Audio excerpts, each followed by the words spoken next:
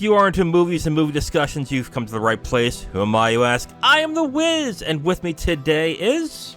Kim Shactman. Kimmy, how are you today? Good. Good, all right.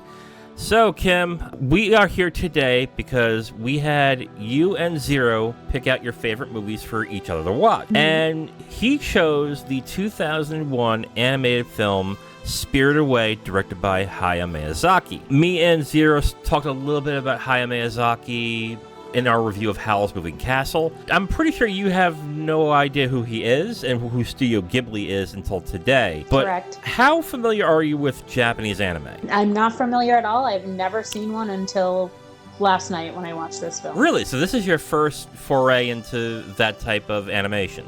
Yes. No Akira, no Ghost in the Shell, nothing. Nothing. I have no idea what you're talking about. Okay. So that's not a surprise to me. Japanese anime has been popular since, I would say, well, not popular, but it gained a foothold in America in the late 80s when Akira came out and made decent box office, but it made a lot of word of mouth when it came out in art house theaters in the late 80s. And then films like Ghost in the Shell, and there's one other I keep forgetting about, but they also came out here in the States and they did very well. It wasn't until certain TV series started coming out in the 90s, like Pokemon, Yu-Gi-Oh, and stuff like that, where kids started really getting into anime. And then, as they grew up, they started getting to more adult fare. And that's the thing with Japanese animation that is very unique, is that with most countries, and especially in America, they gravitate the animated films to kids. I was going to ask you that. I was like, is this a kid's movie? Or is this like...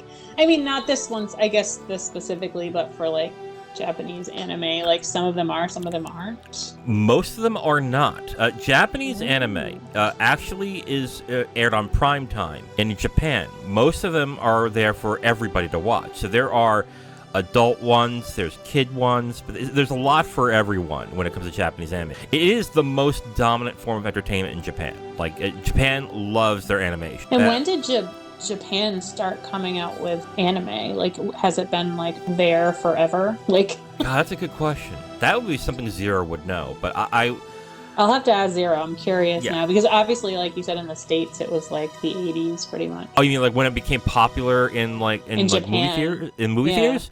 Yeah. A long time. Like, I think it's been there for a long time, but I think Zero would know exactly when. But there are Japanese animes from like the 60s and 70s that were incredibly popular. Lupin the Third is probably one of the more popular ones. But they have been, like, the adults in Japan have been used to watching these animated movies for a long time. So it's not weird for them to either go out on a date or to watch an animated movie on their own and not be weird. Whereas in America, if I were to tell somebody, oh yeah, I'm watching this animated feature by myself when I get home tonight, they're gonna think I'm some sort of weirdo. So, or like a nerd. Yeah, weirdo. Like, it's almost like we were talking earlier, like a niche, like in the States, like a following, right? Like there's like a group of people that followed us. Yes, absolutely. With your question regarding Spirited Away, is you're asking if this is an adult movie? Yeah, like I almost felt like it could be geared to both, but not too young of a child. Miyazaki, to me at least, I think what Miyazaki does, I don't know if this is true, but I think Miyazaki makes a movie that adults will like, but then puts enough in it where kids will get interested in it. When he does his films, he goes for the adults first. But I wouldn't be surprised to find out it's the opposite, but he's just so good at what he does that it just turns into something for everybody. That's cool. Yeah, like I was reading online, like, what age should be watching this movie, and people are like, probably like 11 and older. My take on that is I think people see the scenes with blood in it, and they think... yeah, like there's some scary parts. Like, right. But I also think most kids over the age of 8 can handle that. I think they can at that point. It's not too graphic, though. No, it's not terrible. Yeah. It's not, but that's up to the parent. Like, of course. I would put it this way, okay? That movie's rated PG-13. Spirited Away? Yes, it's a PG-13 movie. I thought it was PG. It went into the theaters PG-13, I think. Let me just double check. It says PG on IMDb. Huh. Okay. Yeah. I could have sworn because that was like one of the PG-13. first things I looked at. I was like, is this PG or PG-13? You're right, it's PG. To me, like, but the rating. To be fair, I don't think the ratings are the greatest thing to say what is good for kids or not. Because Right. PG can be one thing and another. Anyway. Yeah, they're not always like super accurate. If you're okay with your kid watching slapstick of violence or a little violent with guns or anything, and because there's no blood, it's fine. I really think they can handle this with a little bit of blood. Like I wouldn't put this in front of a toddler, but like if you like, I was thinking like, you know, my nephews are like 8 and 9. I was like, and I was watching this, I'm like, they could handle this no problem. You know what I mean? Like I don't think it would be an issue. So the only reason why I wouldn't put this in front of a toddler is because of not the blood, but the weirdness of some of the imagery. Unless they Right. are really into like, ooh, that's pretty. Like, And some of the characters are like really big and bold, and I feel like it would like freak them out. a little bit, yeah. Yeah. But I find it funny that we're having this conversation about if kids should watch it, but to me, this is a movie that I think more adults champion than anything. This is like a prime Which makes sense. Yeah, which is like a prime example of when someone says, "Oh, like the adults watch cartoons." I'm like, you need to see Spirit Away. You'll understand why. But Right. okay, you want to get right into the review? Yeah, let's do it. All right, we're gonna get into the review of Spirit Away, directed by Hayao Miyazaki. Okay, so. I'll just get right into what my feelings of this. Yeah, I want to hear your thoughts on this and why you love it, because I feel like I may be able to take some of that away and understand better on, you know, why the film is the way it is. Okay, so I've seen this movie about 7 times. And Wow. Yeah, whew, oh my. That's a lot. I've seen it, the English translation 5 times, and I've seen the Japanese subtitles twice. And Okay, so I started watching it with the subtitles to shut it off, and I put the English dub on, and I was like, much better. I will say this. I actually, and this is one of the very few times where I actually prefer watching the English dub than watching the subtitles. I'm surprised, because I know you don't mind subtitles. I prefer it in most movies, actually. Yeah. But this is one of the few movies where I'm like, how they dub the movie is actually really good. Because when it went to theaters and they released it originally in 2001, it was dubbed. They had no faith in it making money if it was a subtitled movie. So they released it that way. And that's how I first watched it. And that's how I watched it the first few times. Okay, my feelings of the movie. It's a fantastic movie. I love this movie.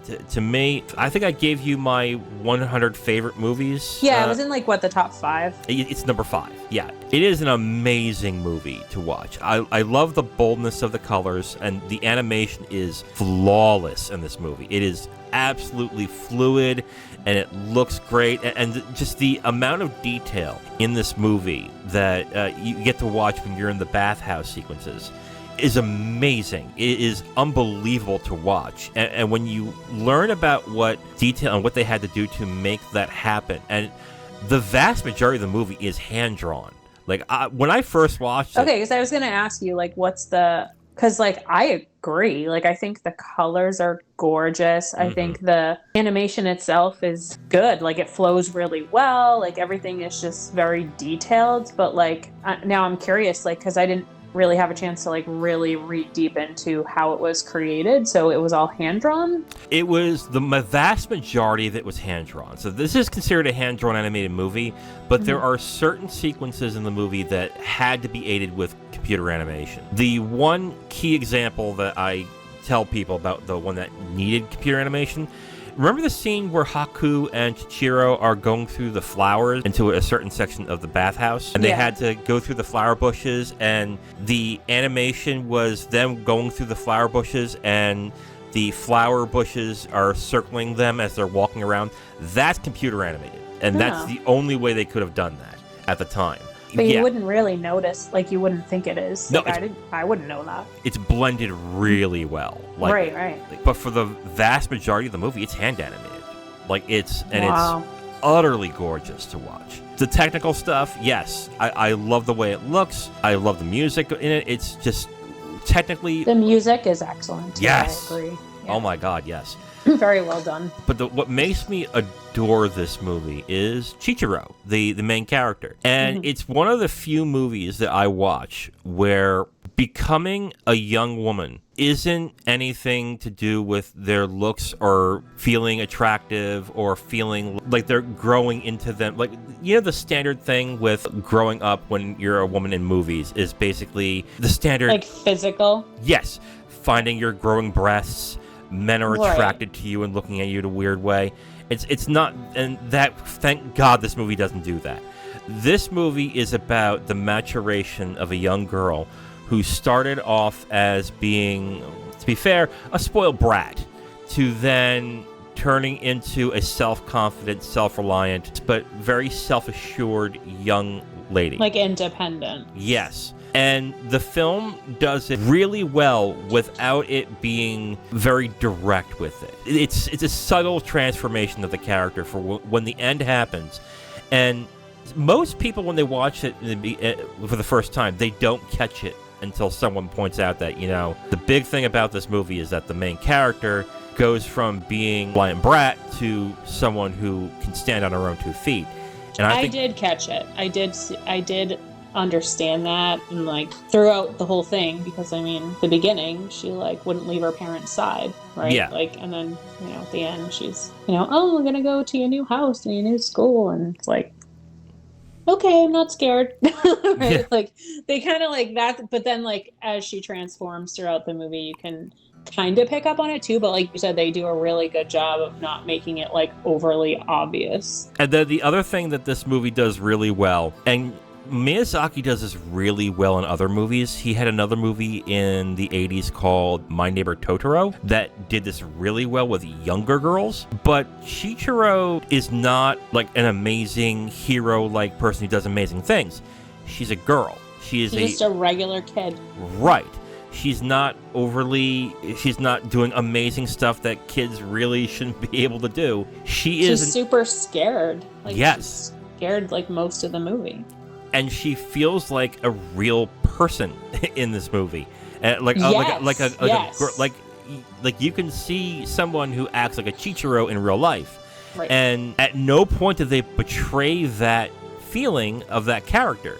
They, even to the end of the movie, you still feel like this could be a real person, which is the problem with a lot of cartoon movies with young children, is that suddenly they start doing amazing things that most adults wouldn't do, like, because they wouldn't have the sense in them. But because it's a cartoon, it's like, it's for kids. But in this movie, that character is so well defined and made that she still feels real, but you believe in the transformation she has. And it just is blended in so well, this gorgeous animation, that I still get really emotional after I watch the movie now like an 8th time. It is expertly done, and I know people prefer Mononoke when they think of Ghibli and Miyazaki, but with me, Spirited Away is by far his masterpiece. It is an amazing movie. And it's a movie I wish I watched in the theater, to be completely honest. Oh, you didn't get to see it in there? I did not get to see it. This movie was in limited release when it came out in 2001, and it didn't reach my town at all. It did not get here. Oh. So, yeah. Oh, wow. I have to agree with you on all of those things.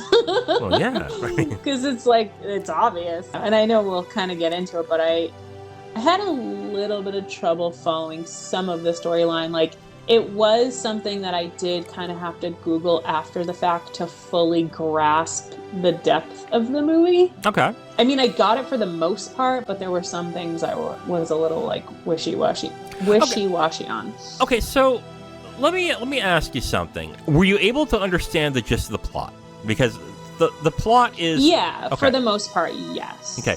I'm getting the feeling that probably the things that you're confused by are, I guess, something to do with the spirits or how the bathhouse is run. Spirits. Okay. Yeah, like, and some of the bathhouse scenes. Like, I kind of got it, but there are some things I'm just unsure of. I didn't fully grasp like the intangibles of the specific things in the movie my first few times watching it, but I still had no problem enjoying the movie. Like, and that's the thing with, I think, this film in particular.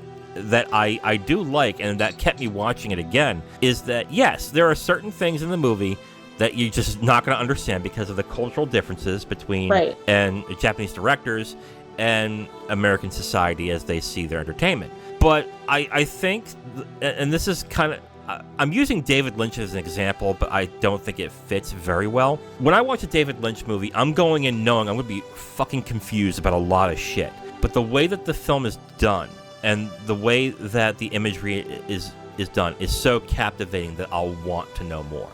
It's not a sense of, I am watching this and I have no fucking idea what's going on. But it's more like, I have no idea what's going on, but I want to. Oh my God. Yeah, that's like how I felt, for sure. Yeah, same here when I watched it the first few times. Okay, so what were you confused about? So I guess like a couple of the spirits. So I think, what did they call it? The faceless spirit? Or the no nameless? face. No face, yes. So like I didn't fully grasp that character and like what their purpose was. From what I've gathered through watching the films, I generally don't like to, especially with films I really like, I'm one of the few people who doesn't like to dive in more and find out, like, oh, what was the director thinking? What was he getting at? But No Face is generally a spirit that I think that Yubaba did not want to come in. If you remember in the beginning scenes of the movie, he was standing in the bridge and not going in. And he was also standing outside, not going in. But it was Chichiro who said, I'm going to leave the door open for you so you can come in, inviting him in. So once he was invited in, he went in. But I think... And he, like, went crazy. Yes. It's like... He, like, turned into, like, a different type of spirit. But then and then after the fact, when he left, it's like he chilled out again. Like, I was like, well, what is this guy's deal? This spirit's deal?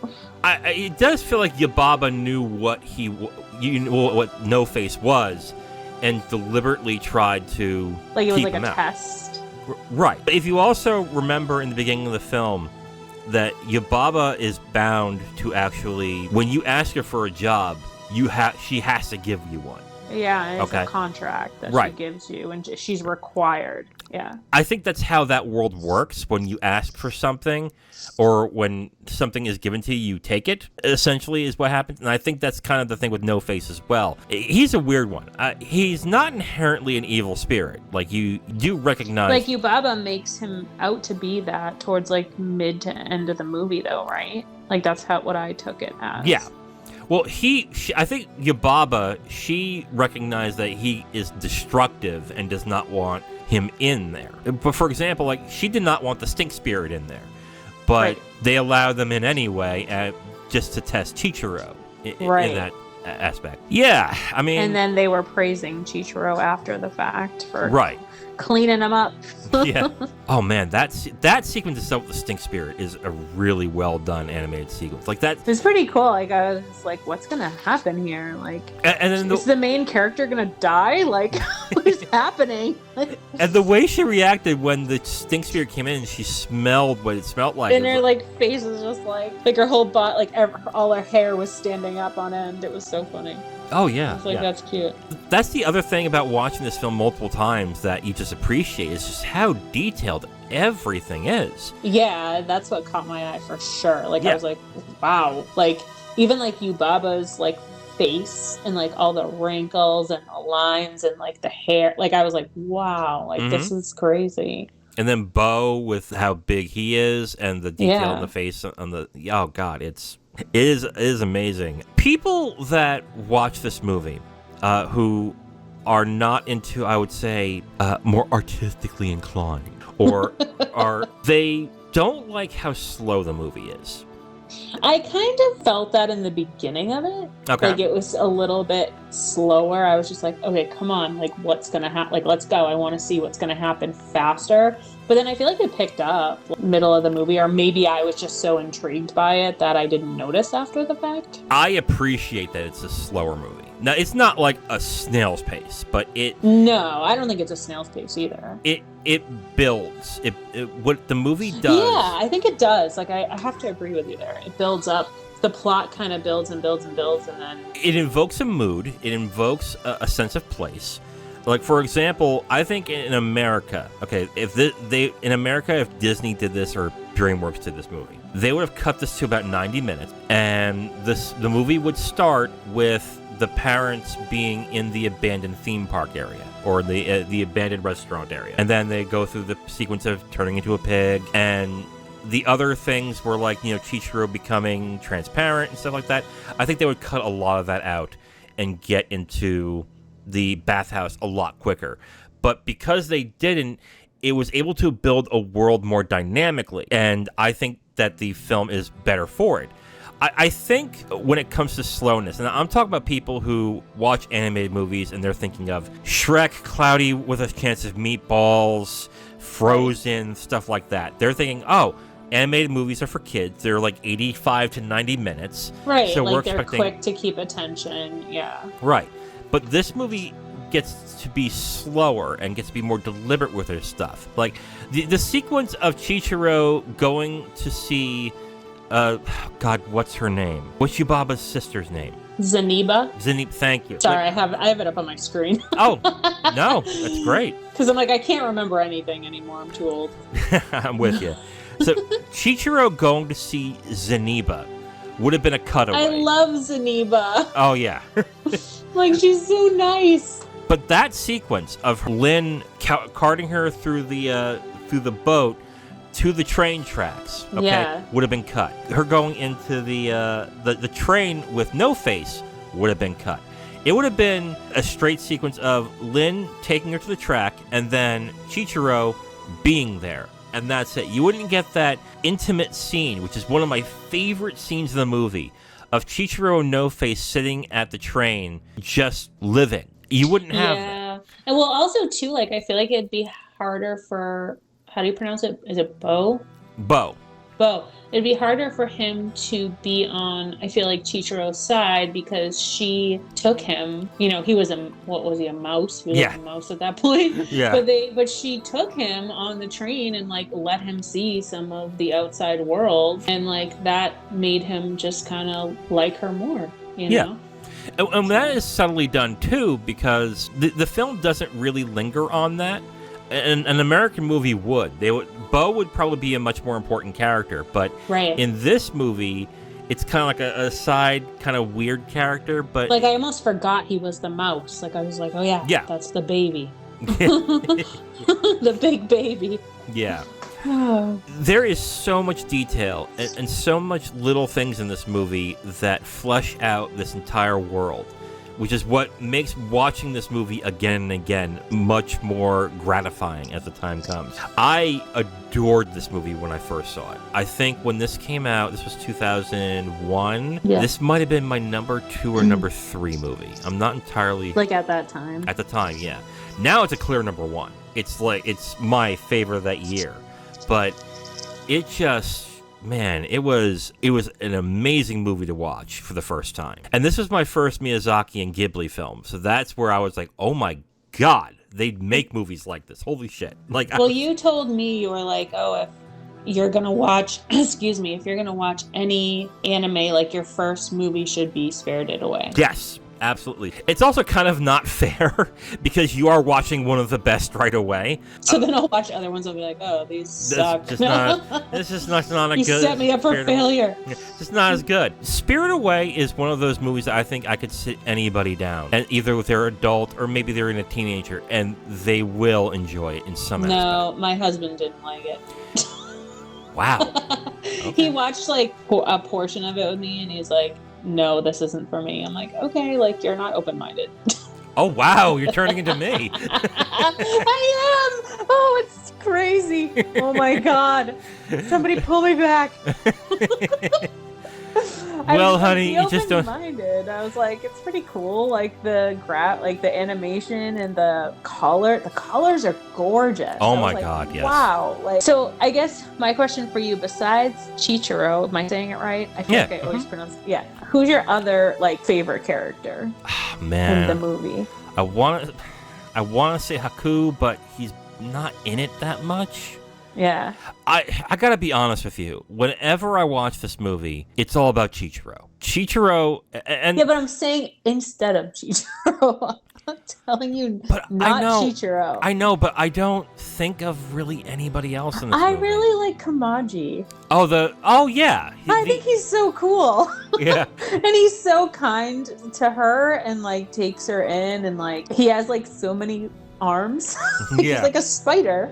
What are those little things called that the do soot all spirits? Yeah. Yeah, I like those guys too. Those like are I was cute. like, oh, this is a cool scene. Like and that would be another scene that was cut. That was cut drastically. Yeah, because you I feel wouldn't like have it would be too. Yeah. you wouldn't have the scene where the soot spirits realize that, oh, wait a minute, I can get out of this by just I don't have to do this work. I have this little girl here. Like I was like, this is so adorable. And I know. Like, I don't know. He like Kamaji kind of like takes care of her. Like so, I liked him as a character. Like again, obviously Chichiro like steals the show, but yes, absolutely. But like, I would probably gear towards Haku, only because like, and that's the thing too.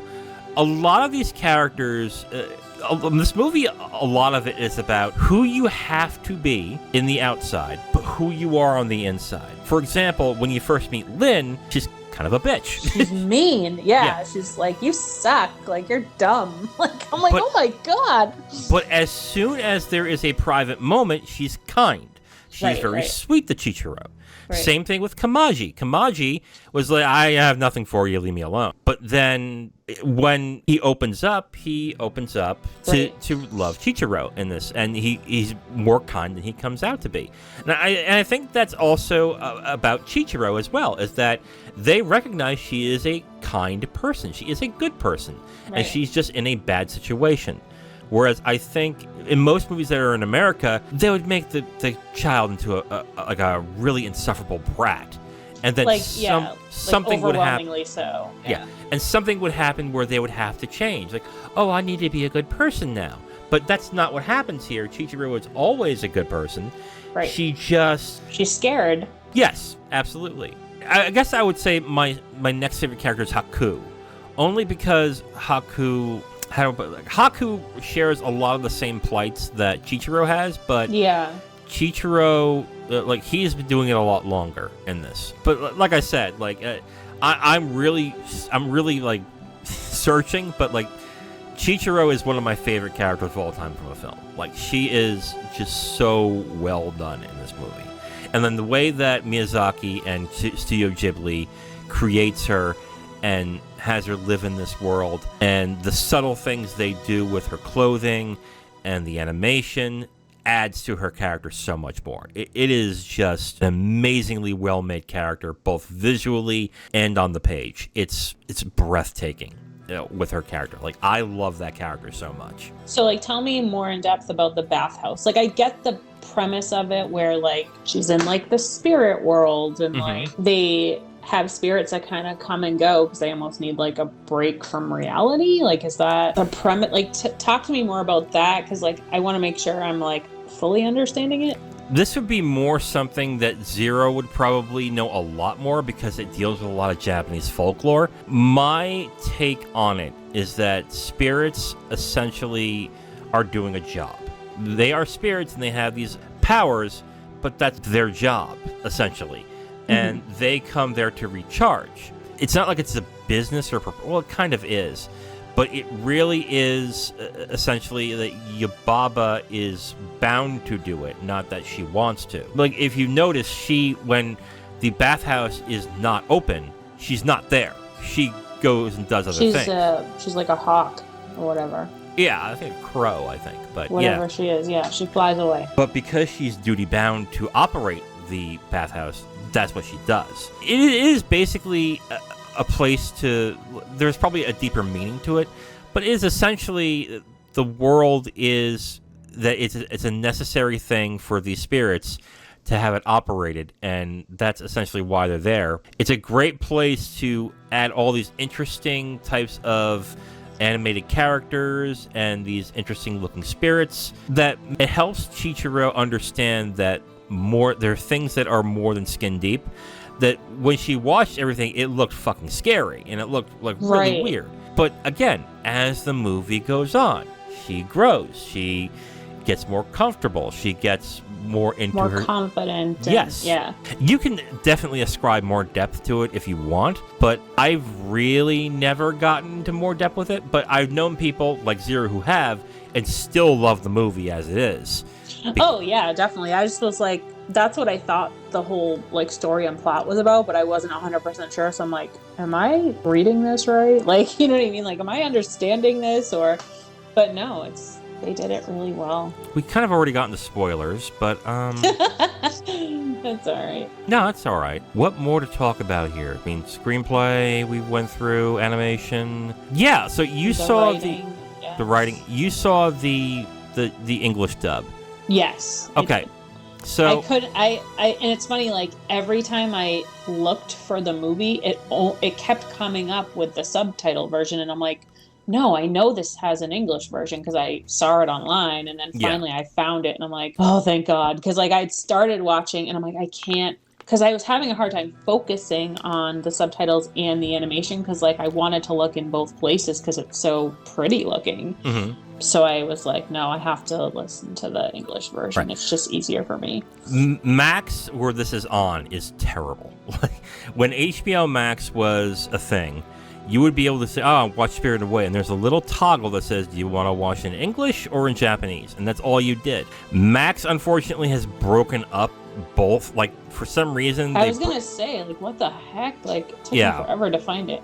Yeah, it's really stupid. So you watched the English dub. I watched it in the Japanese subtitles. The Japanese subtitles are good, and they tell the story as well as I remember it from the English dub. Something did not feel right watching it in Japanese. I think the one thing that I got out of this was Lynn came off more harsh in the Japanese subtitle version than she does in the English translation. Oh, really? And the mother and father of Chichiro also came off a lot more stern. Well, so in the English version, I felt like the mother and father were kind of mean. I was like, wow. Like, but I mean, I don't know if that's like part of the Japanese culture. Like, I don't know. You know what I mean? Like, I don't know enough to know. Not that I'm saying like all parents are mean that are Japanese, but you know, like maybe that's just like they are with kids. I don't know. Like, but I was like, wow, father's kind of being a dick. Like, why are you being so mean to her? Like, she's just a little girl. But I think he is being mean in a way that he's kind of ignoring her. Well, yeah, like, and they're trying to show, like, her bratty side, I guess. Yeah, her need for attention because her parents kind of treat her like, yeah, you're there. It's like, Right. Like, almost like they annoyed with her because they've been putting up with it for so long. Yeah, essentially. But yeah, like that. I didn't catch it with Lynn though. Like I caught like a few moments where she seemed kind of, you know, nasty, but not in depth. No, but like in the, but I will say like in the Japanese subs, she comes off like a lot more harsh. That's where I was like, It's like, is that the intention? I don't know. But this is one of the few movies that I would actually prefer to watch it dubbed. Because I just like how they did it. Like they did a great job with the dubbing too. Like you wouldn't even really, like they don't skip a beat. Like I don't realize it's actually dubbed. I don't know if that's just because of my experience. Like I haven't watched too many dubbed movies, but. Well, Disney also put money into this movie. They actually, the person who ran at the time, John Lasseter, he ran Pixar at the time. He championed this movie. He was like, "Oh my God, we need to release this in the theaters here." And since he had enough power in Disney at the time, because Pixar was making so many hits that they want to make John Lasseter happy, they're like, okay. Like you were like nervous about it? Yeah, they were. And Lasseter, if I recall correctly, Lasseter was able to convince them that they should put more money into the movie to make it more desirable for the U.S. audience. I think they did this. Someone will probably correct me, but I think Disney hired Ghibli again to then reanimate the mouths in the English dub to match the voices of the English actors, which is something they don't normally do. Yeah, like usually they'll just like slap it together. Yeah. Or what they do in most translations when it comes to dubbing Japanese or from a different country is that they have to make the dialogue succinct enough where the character is saying something and the mouth is moving. So, like, for example, there are some phrases that will take 2 words in like Japanese, but would take like 8 or 9 in English. But they would have to somehow truncate it enough to match the amount of time that the mouth is moving. It must be so hard to do. It can be. But in this movie, I think they allowed them enough money and budget for the release in the U.S. to then tweak the animation to make it work. And yeah. I think it is done really well in this one. Really well. Like, I was like, wow. Like, because usually I can tell, like, you know, oh, this was done kind of shitty for the dubbing. Like, the mouths are still moving when the voice is not matching. But I really couldn't tell that really at all with this movie. So that made it enjoyable, too, you know. It just flowed really nicely. Yeah, I mean, I was, you know, there was some, you know, when you get into some of the bathhouse scenes, I was like, all right, this is a little, like, a lot of, like, you know, random characters and, you know, just shit that I probably would normally watch, right? Yeah. Like, this is very new for me. Like, again, because I've never seen Japanese anime ever in my entire life. Right.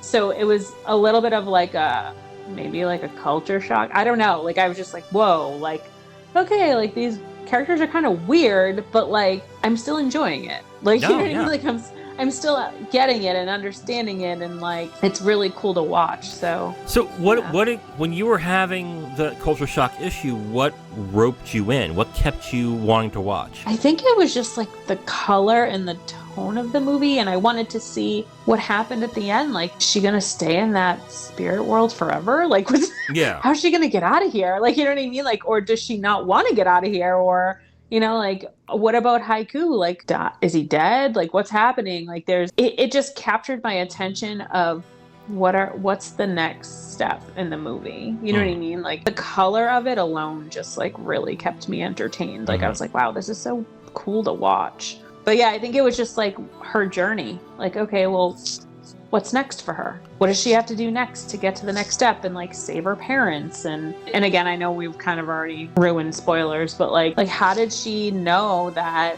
none of the pigs were her parents? Like, how did she know that? I don't really know either, but maybe she was like more in tuned with like what's around her and herself, because she's so like more self-aware and self-independent at that point in the movie. Like, I don't know. It was just interesting to me. I think with the parents and the pigs, I think she just knew that it was going to be a trick. I think that might be maybe. But she was so used to being tricked throughout the movie. Yeah.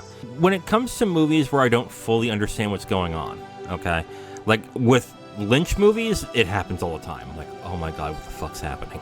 Right. With movies like that, something has to grab my attention or it has to really interest me.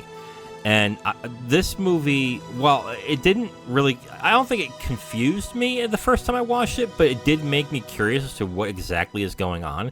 Because the plot itself is not that deep, if we're being honest. But, like, it's not a complex plot. But it's just that the world surrounding it is so weird and foreign to someone like me and you. Right. That can come off as like really weird or off-putting. But in this movie, because of how it's animated and how the characters are, and mainly how well animated the movie is, that it's just visually appealing to just look at.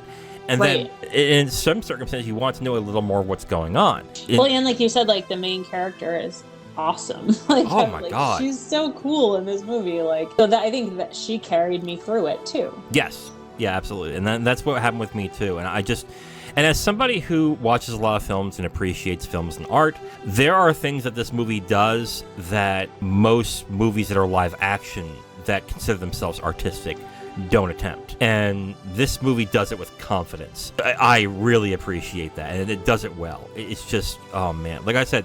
One of my favorite scenes is the train sequence, and barely anything happens. And the fact that they spent time expertly crafting that scene in animation, even though there's no action happening, and it's beautiful to look at, and it's well done, is just an amazing sequence to watch in that.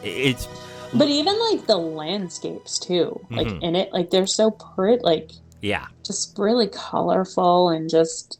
almost like some parts of the movie are like more soothing than others. It makes you feel different things throughout the film. Yes, absolutely. I was like reading up to, and I didn't know, and I don't know if he does this with all of his films, but I read up that like he starts writing the film, and then he just starts like producing and directing it, but he doesn't finish writing it, and like he writes it as he goes along or something. Yes, Miyazaki is kind of I was weird like, that way. what? Yes. I was like, that's incredible. But he is so gifted, and his studio is so well done that he gets away with it every time. Wow. Mhm. Like, that's crazy. That's a lot of talent Like there. Disney and other animated studios, they storyboard everything. The script has to be done. like everything's completed ahead of time. Yeah, but he invokes, I think, a mood or just a setting.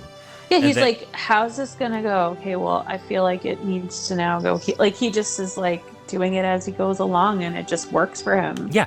And some writers are like that too. Like they'll come up with a scene, or they'll come up with a setting or something, and they'll say, "Okay, I really like this thing. How do I make this into a full story?" And they go from there. Wow. I did that with some stories I used to write. So it's definitely a style, but some like it more structured. It doesn't make them better or worse. It's just how they work. I guess I could just never. I don't think I could ever do something like that because I'm such a structured person. It just like kind of blew my mind. I was like, that's pretty cool. Yeah. I think that's everything I have to say about this film. Okay, so let's get into final thoughts. You do it first because you can already sense what mine is going to be. So go ahead. So being my first Japanese anime film, I'm so jealous. I did enjoy it. I did like the film. I'd probably give it a 4 out of 5. Okay. Mostly because, again, like we have discussed, the color did it for me, as well as obviously the animation. And then finding out during this review that most of it was like hand drawn, that's crazy to me. Like it's incredible. So the colors, the music, some of the characters, like there's a smidge of humor here and there in it that was or not humor, but like kind of cutesy, which kind of makes me think of like gearing towards a little bit of kids. Like again, Kamaji was like my second favorite cat. Like I really liked him. He was cute. Yeah, I do like how the plot was to watch her grow, right? Like, and that's huge. Like like you said, you don't really come across a lot of animated or Disney or any type of movies of that sort. It's just more like, here I am, I'm a pretty character like Belle from Beauty and the Beast or The Little Mermaid or whatever, and like everybody likes me because I'm beautiful. You know what I mean? Like it's not like that, and I like that message, especially to like little girls, like it's important. So yeah, overall I really enjoyed it as my first Japanese anime. But now, like, I'm like, I don't know if I'll watch any others because if this one's the best, like, I don't know if I'll... So, I might, if you recommend some as we go through, but... In the anime community, people do recognize that Spirited Away is an excellent movie, but there are debates to whether it's Miyazaki's best. I think Zero is more tuned to Princess Mononoke, which I think is something that I think. Oh yeah, wasn't that one of his other favorite movies too? Yes. Yeah. So I think if there's a movie that if you want to watch with your husband that's Japanese anime, that might be it because there's a lot of action in that movie, and it is like you saw it in the poster. It's literally a person with blood on their mouth. Like it can be. I googled it and I was like, what the hell is this? Yeah, it's not terribly violent, but there is some fight sequences and stuff like that. That might be more your speed. There are other types of anime, like a lot of anime that Zero tells me about. If you go on the Crunchyroll or something along those lines, there's romantic anime. There is high school anime. I'd be interested in that. Yeah, the romantic ones. Yeah, that'd be nice. There's a lot of. I mean, like some of the fighting anime, like I could probably watch, but not too much. There is some that they're rough. Yeah, like I'm not interested in that. I would recommend, if you really want to get to more anime, I don't think I would recommend Akira to you, even though Akira is really good, but that gets violent pretty quick. I would probably say Ghost in the Shell would probably be something you should be interested in. Okay. Ghost in the Shell is actually pretty good. I said I would watch this movie again. I thought it was Spirited Away. Like, sometimes I feel like movies that I am unsure of or are kind of out of my comfort zone, like I'll watch it once and I'll be like, all right, I'm good. But like, I would watch this again. Oh yeah. I thought it was really, even just to really take it in more than what I did. But Yeah, it was a good movie. I give it a 4 out of 5. Yeah, this is definitely a movie that I enjoyed much more as time went on and watched it more, which is rare at times. Sometimes I watch a movie that I really like, and then I watch it again and go, what the hell was I thinking? Right. Like, yeah. And again, it depends on what mood you're in, too. But, like, when I kept a very open mind, because, again, it's not something I typically watch, so. Okay. So 4 stars for you? Yeah. This is one of my rare 5-star movies. This is an achievement in animation and storytelling. It is an amazing movie to experience for the first time, which I'm very jealous of you right now, because I would love to watch this for the first time again. And there's so many things that this movie does right that other movies don't even attempt. And the fact that it is also paired with absolutely gorgeous animation, it's really hard to do that with live action actors. It is another thing entirely to do it with animation that looks as striking as it does. It is one of my favorite movies of all time. It's like I have a list on Letterboxd of my 100 favorite films. It's number 5. Like, it is there with Fargo and The Godfather Part 2. Like, it's up there. It is, to me, an amazing movie. 5 stars. I absolutely adore this, and I am so glad that you like this, considering I just butchered Elizabethtown on Tuesday. I still haven't listened to it because I don't want to accept it. I don't want to accept my friend's nasty review of one of my favorite movies. Yeah, I did apologize a bunch of times to you during it, because I was like... All right, maybe I'll watch it today as I'm folding laundry. I was on there like, Long, I'm going to lose a friend after this. I can already tell. And she's like... You told me that Long thought it was cute. I was like, I love him already. Yeah. I mean, he had problems with it too, but he was like, oh, it's cute. I'm like, It's not for everybody. Like, I think I just have more of an emotional connection to it for other reasons. Yeah. I thought it was adorable, and I really love that movie, but that's me. All right, so 5 stars from me for Spirited Away, 4 stars for Kim. Let's bump those numbers up. Watch that again, huh? Yeah, but I have one more question for you. So how many awards does this movie win? Like a ton, right? Like I was looking online. Oh, it won a bunch of stuff in Japan. Yeah. I think it won a bunch of special awards in America during the festival circuit, but let me double check. It did win Best Animated... It did win... Let me use correct English.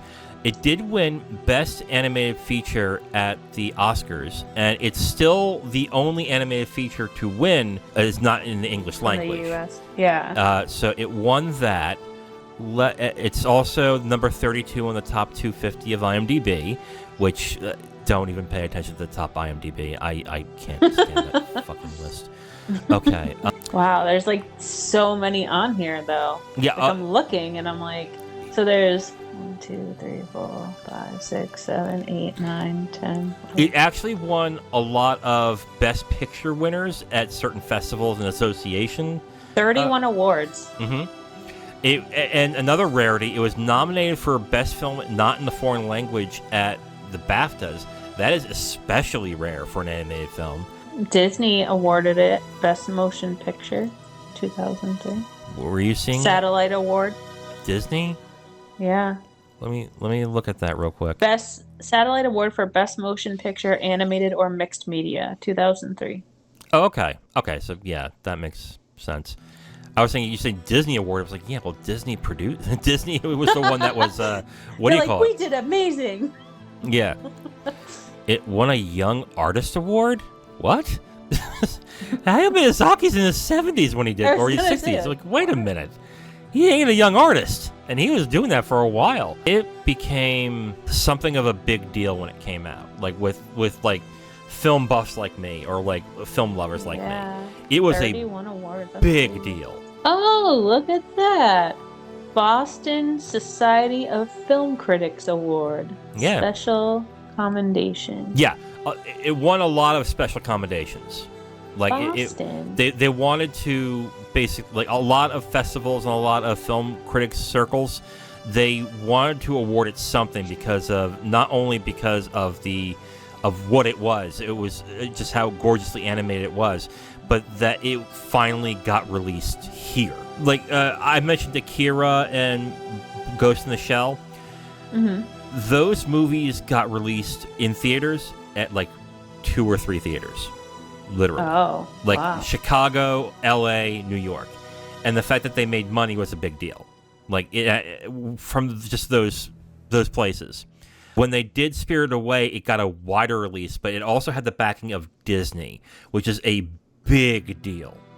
A big deal. Yeah, because Disney's a huge name, too. Right. And it's synonymous for animation. And right. And to a lot of people, it was like, wait a minute, Disney is help financing a movie that isn't a Disney movie? Right. What? And like, what were they thinking? Like, and then people watch it, and like, oh wow. It was a big deal when it came out. So yeah, it's a lot of awards. Mm-hmm. Oh yeah, definitely. Okay, so why don't we get into what we're watching next week? We're gonna do some sci-fi movies. Zero and I are gonna watch The Matrix on Tuesday, and Kim, what are we watching for Saturday? Gattaca? Yes, we're watching the 1997 film. Yep. Yes. Yep. The 1997 film directed by Andrew Niccol, Gattaca, starring Ethan Hawke, Uma Thurman, and Jude Law. This is a movie that did not do well in the box office when it came out. It tanked. It didn't do great with critics.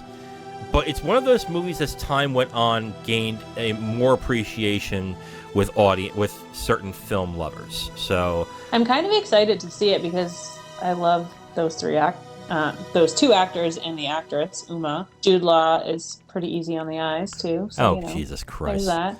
Ethan Hawke is, he's all right. But I like Jude Law. I like Jude Law a lot. Ethan Hawke is a great actor. I mean, stop, using, Sorry, I'm talking about the physical. Yeah. Like, God. Jude Law is gorgeous. No, I think pig. Ethan Hawke's a good... Good Lord. He's not made to be easy on the eyes for you, Kim. Turn me into the pig and Spirited Away. Oh my God, Jude Law. He's cute. No, but the movie looks really I read the plot online and it looks interesting. So wait a minute, hold on a second. So you say Jude Law is easy on the eyes for you. Did you see The Talented Mr. Ripley? I have not seen that movie yet. Oh my God, if you're saying that now with Gattaca, oh my God. You're gonna freaking melt when you see The Talented Mr. Ripley. Holy shit. I'll have to watch that. Yeah, we probably will at some point. We'll review it, yeah. Cool. On that note, this is the end of this episode of I Am The Wiz. Tune in next time where me and Kim review Gattaca, starring Ethan Hawke, Uma Thurman, and Jude Law, directed by Andrew Niccol. If you know who I am The Wiz. And I'm Kim Shactman. Talk to you guys next time. Bye-bye. Bye.